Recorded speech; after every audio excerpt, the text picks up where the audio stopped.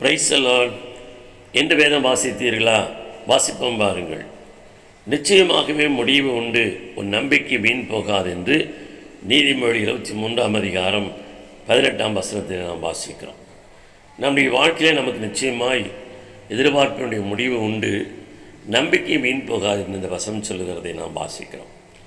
நம்பிக்கை வீண் போகாமல் இருக்க வேண்டும் என்று சொன்னால் அந்த நம்பிக்கைக்கு முன்பாக நம்முடைய தேவனை குறித்த விசுவாசம் நமக்கு தேவைப்படுகிறது.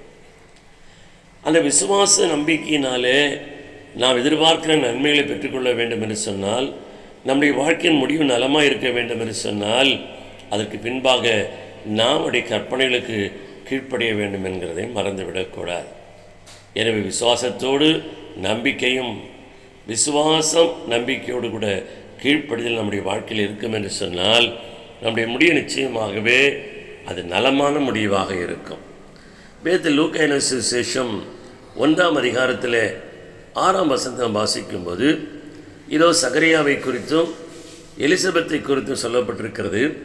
அவள் இருவரும் கர்த்தரிட்ட சகல கற்பனையின்படியும் நியமங்களின்படியும் குற்றமற்றவர்களாய் நடந்து தேவனுக்கு முன்பாய் நீதியுள்ளவர்களாய் இருந்தார்கள். இதோ மரடியாய் இருந்தவள் பிள்ளை பெற்றாள் என்று சொல்லி நாம் வேதத்திலே வாசிக்கிறோம். அவள் விசுவாசத்தோடு நம்பிக்கை அவளுக்குள்ளே இருந்தது. அவள் மரடியாக இருந்தாலும் தேவனால் கூடாத காரியம் ஒன்றுமில்லை என்ற நம்பிக்கை அவளுக்குள்ளே இருந்தது. 3வது, கர்த்தர் இட்ட கற்பனையின்படியையும் நியமங்களின்படியும் குற்றமற்றவர்களாய் வாழ்ந்தார்கள். இன்றைக்கி நாம் விசுவாசம் நம்மளே இருக்கிறது. அந்த விசுவாசத்தில் நாம் நம்பிக்கையிலே உறுதியாக இருக்கிறோமா? அந்த நம்பிக்கையோடு கூட தேவனுக்கு கீழ்ப்படிய வேண்டிய காரியங்களில் கீழ்ப்படுகிறோமா என்கிறதை நாம் ஆராய்ந்து பார்த்து நாம் அதை சரி செய்தால் நிச்சயமாகவே நமக்கு ஒரு முடிவு உண்டு. அது நல்ல முடிவாகவே அமையும். உங்கள் நம்பிக்கை வீண் போகாது.